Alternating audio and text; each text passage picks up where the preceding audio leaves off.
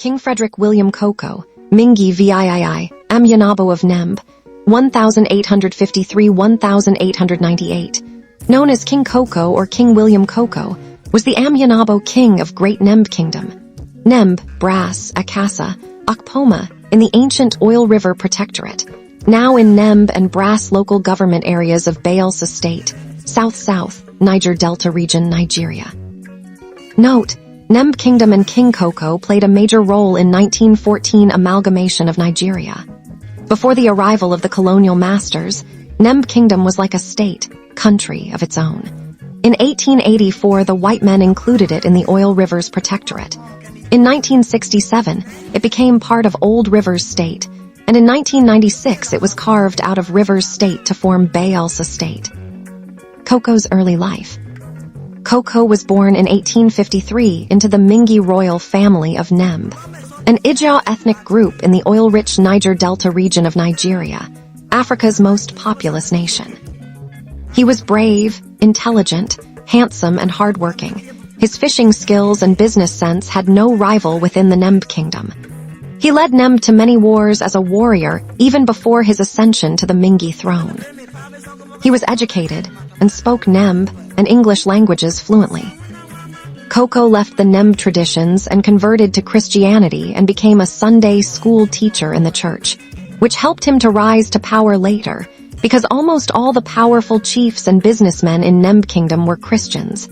They include Spiff, Sambo, Cameroon, and others. Koko, the Amoyanibi. In 1889, after the death of Amyanabo Akia, Koko, being a member of the royal family, and with the help of the leading powerful Christian chiefs, became the Amyanabo king of Nemb.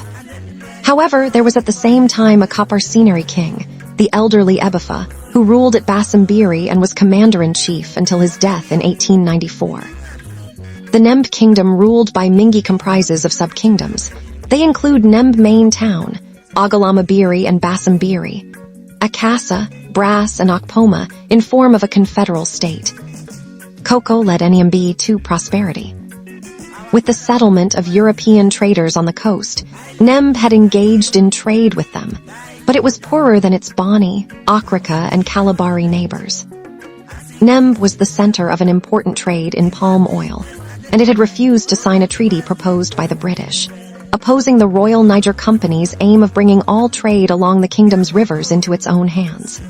By the 1890s, there was intense resentment of the company's treatment of the people of the today's Niger Delta and of its aggressive actions to exclude its competitors and to monopolize trade, denying the men of Nemb the access to markets which they had long enjoyed. King Koko, RNINCD Christianity. King Koko renounced Christianity due to the ill treatment of Nemb people by the British Royal Niger Company. January 1895. After the death of Ebifa, the king in Basambiri, King Koko led over 1,500 men to raid the Royal Niger Company's headquarters at Akassa, with 22 war canoes loaded with able-bodied men and cannons.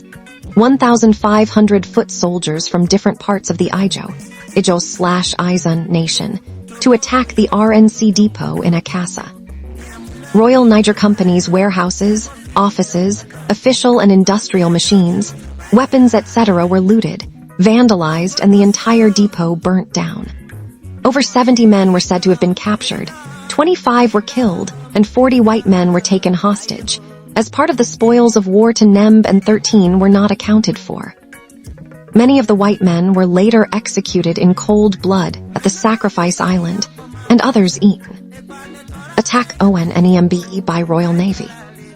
Koko then sought to negotiate with the company for the release of the hostages, his price being a return to free trading conditions, and on 2 February 1895, he wrote to Sir Claude MacDonald, the British Consul General, that he had no quarrel with Queen Victoria, but only with the Niger Company.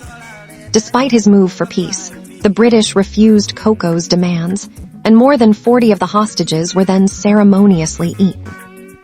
On the 20th of February 1895, the Royal Navy carried out a reprisal attack on King Koko at Nemb Main Town, which was razed, and about 300 Nemb men, women and children were killed by the attacking white men in cold blood. Many more of his people died from a severe outbreak of smallpox.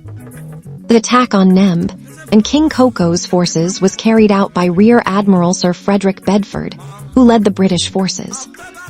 The British forces anchored off the Nemb Creek and seized Sacrifice Island. Same day, King Koko forces attacked with 25 war canoes, sunk 3 British ships, and killed many British forces, which later led to the complete burning down of Nemb main town. On 23 March, out of love for his kingdom and people, Koko ordered 16 of his war canoes to surrender to avoid further burning down of villages and killings, which was supervised by Sir Claude MacDonald in Brass. However, King Koko never surrendered or was captured. In April 1895, peace and business activities returned back to Nemb, and Brass was fined with £500, an amount which sympathetic traders on the river volunteered to pay.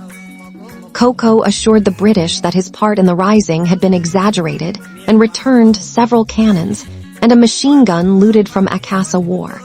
There was then an exchange of prisoners. Public opinion in Britain came down against the Royal Niger Company and its director George Goldie, who was seen as having goaded Koko into hostilities.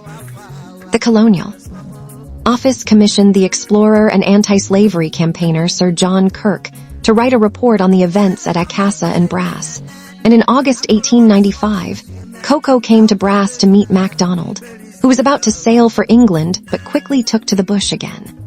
On MacDonald's arrival at Liverpool, he told reporters that the people of Nemb Brass were waiting for the outcome of Kirk's report. John Kirk's report was presented to both Houses of Parliament by command of Her Majesty, the Queen, in March 1896. One key finding was that 43 of Koko's prisoners had been murdered and eaten.